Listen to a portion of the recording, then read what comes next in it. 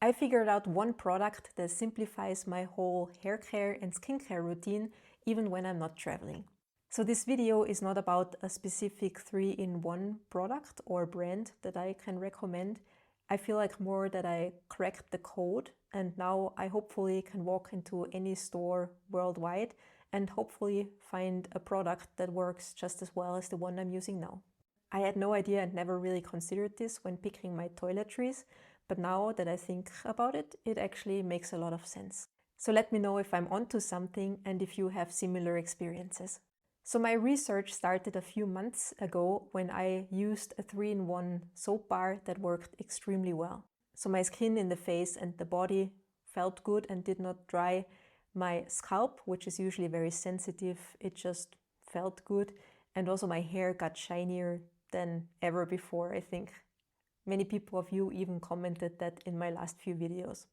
And it also foamed like crazy, so it was easy to use. And in case you're wondering which one it was this one from Freiöl. The only downside is that it is rather expensive and also it uses up quite quickly. So I wanted to find a cheaper replacement for that bar. And I was wondering if I could figure out kind of which ingredient worked so well so I can easily replace it with similar products abroad. So I started to do some research and here in this video I'm going to share my rather surprising results. And even though I read a few interesting studies about that topic, and I will also link you one interesting one in the description, I cannot 100% confirm this, but it matches my experience. So there are many different 3-in-1 products out there that you can use for your body, the hair, the face, all those things. And in the past I tried quite a few of them. I tried the ones that are so super hyped in the travel world, like Dr. Bronner's or Marseille soap. But I have to honestly say they did terribly for my hair and also my skin. My skin was dry and itchy and my hair was just dull and frizzy and impossible to comb. Maybe these products work great for someone with short hair or maybe no hair, but for me with my long hair, it just did not work at all. And likewise, I bought 1 or 2, 3 or 1 soap bars, but I was not too excited about the results either. And then I came across one product that actually put me on the right path. So we are currently preparing for a camping trip to Scandinavia, so I decided to try another soap. And this one is the Travel Soap Eco from Fibertech, which you can use for the body, hair, the dishes and laundry. So I thought this is perfect to bring along while camping. And as you may know, I usually make an effort to test the products that I want to bring for a while before I leave on my trip, because I think nothing is worse than having a terrible product with you that you hate using. So I used this one a few times to wash myself from head to toe. And to my surprise, it worked great for my hair and for my skin again. So this made me wonder what this thing has in common with the soap bar that I liked. And then I started to compare the ingredients, but I could not find really a common denominator. But during my research, I ended up on their website and I came across something that looked familiar. Namely, that this product has a pH value of 5.5, the same as this one, because it's a cleansing bar in pH 5.5. So that got me wondering if that could be the secret that I'm searching for. So I went ahead and purchased a few more bars with a pH value of 5.5. But they were rare and rather difficult to find because most products don't have to declare their pH value on the packaging. But I managed to find 2 more all-in-one bars that had a pH of 5.5. And then I went even further because I remembered that last year when I was walking the Camino de Santiago, I successfully just used a normal Dove Beauty bar as a shampoo without any problems. So I was wondering if I could use any pH 5.5 bar, even if they're not marketed for hair as well. So I purchased 2 more plain bars with a pH value of 5.5 that technically are just for the body, and I tried to use them on my hair as well. And those 2 regular bars are obviously a lot cheaper than the multi-purpose ones. So I used all those bars for at least 5 times, but the results became clear rather quickly. All of them worked well for my hair and for my skin. My skin felt good and my hair felt healthy, even with the ones that were not specifically designed to be used on the hair. The only difference I found between them is how well they foamed. I personally like it if they foam a lot because I find it easier than to wash my hair. So from the bars that I tested, the ones that were just for the body are the ones, in my opinion, that foamed a little bit less. I assume they use a different ingredient on the ones that are also for the hair to make them foam a little bit better. But the normal bars still did a great job cleaning my hair, and once it was dried, I did not feel any difference. So I was intrigued with my results, and I wanted to learn a little bit more about why they seemingly worked so well. So the pH value measures how acidic or alkaline things are. And the scale goes from 0 to 14, and 7 is neutral. But our bodies are not neutral, and for example, our skin and our scalp as well have a pH value of 5.5, which sounds familiar. And our hair lengths have a pH value of approximately 3.8. So now, if we are using products with the wrong pH value, then it breaks the skin acid mantle and it needs a few hours to regenerate. And that also matches my experience, because if I wash my hands with a normal soap, then often they get very dry and they need a few hours to just regenerate again. So if we use products that have the correct pH value, then it helps us to maintain our skin barriers. And the same goes with shampoo.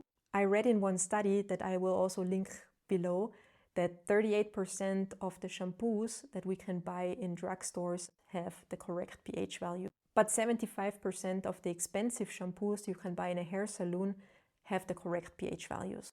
So that means that most of the shampoos we can buy in a normal drugstore are not ideal for our hairs. And shampoos with a higher pH value supposedly help you to clean your hair better, but they open up the cuticles of the hair.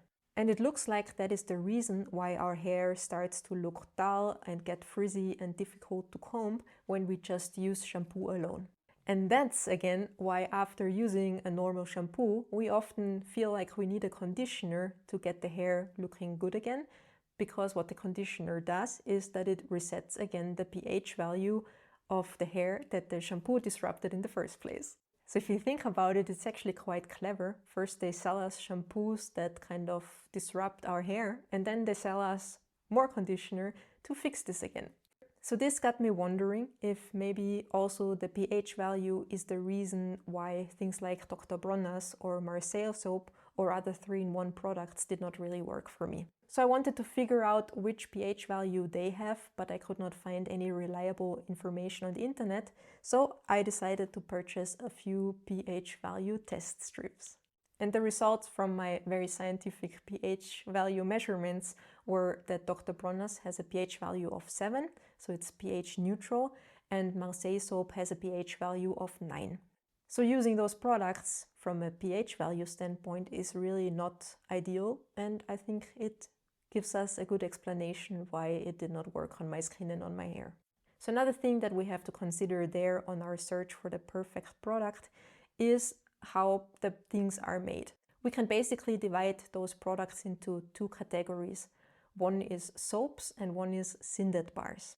So Dr. Bronner and Marseille soaps are real soaps.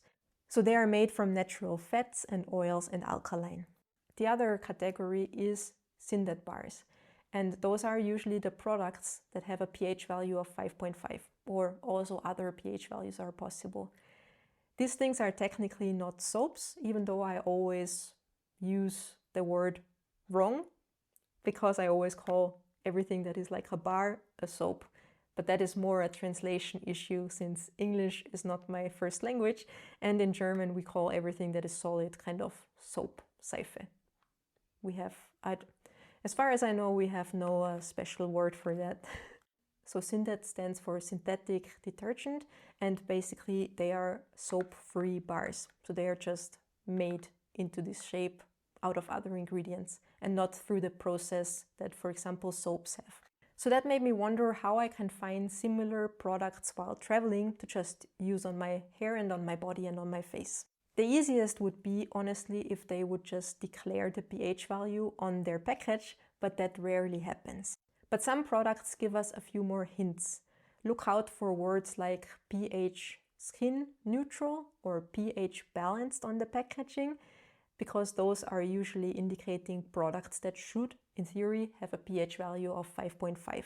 But watch out to not confuse it with the word pH neutral, because that usually indicates a pH value of 7. And another thing that I noticed is that often products that are marketed for sensitive skins usually have a pH value closer to 5.5. So what did I learn from all of this? I learned that the pH value of products is just as important as the ingredients, in my opinion. So for the last few months, I used only products with a pH value of 5.5, and I think it really made a difference on how my skin and how my hair feels. And that being said, it does not have to be a solid product with a pH value of 5.5. There's also many fluids available, like shampoos or body washes or whatever, that work just as well. I just focused my research a little bit on the bars because I find them more travel friendly. And by the way, the pH value also applies for other skincare products like lotions and stuff. And the best thing for me is that thanks to this experiment, I also simplified my hair care routine. So for my hair, I only use 2 products now. They are both very travel friendly and they last me for a long time. But my next video is about my hair care routine and which products I use to keep my hair healthy-ish while traveling. I already filmed this video together with this one, but I think I will need a few days to edit it, so I think it will be there next week. So if it's already done, you can see the link here or in the description. And if not, then maybe you should consider subscribing to my channel to not miss it. And if you enjoyed this content, then also consider subscribing to my monthly newsletter. That, as always, would make me very happy. And yeah, let me know if you have similar experience than I did, completely different experience. And thank you very much for watching, and I'm looking forward to seeing you in the next one. Bye!